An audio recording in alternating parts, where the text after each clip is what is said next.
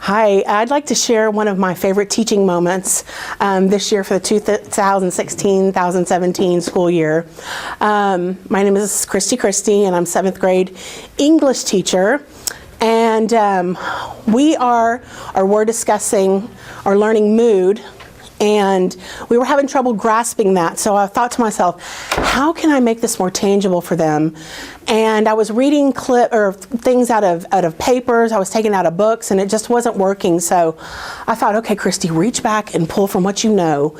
And one of my passions is creative writing. So I decided to sit down one morning before school started and write kind of a piece, a creative writing piece, and talk about my favorite genre, or using my favorite genre, which is horror or mystery.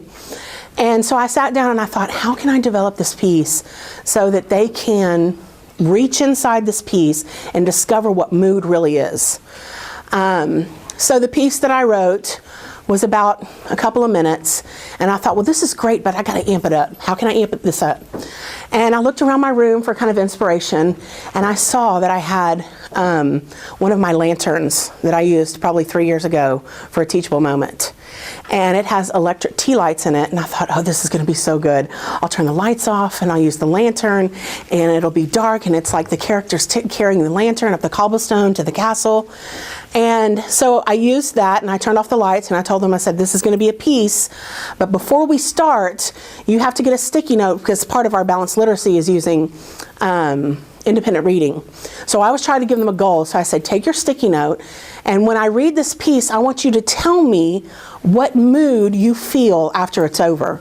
So I read the piece, and when I turned the light on, everyone was like, no, don't stop reading, it can't be over, you gotta write a part 2 to that. So that made me feel good, and that was a wonderful teaching moment, because when I turned the lights back on and I asked students, what were you feeling, they got it.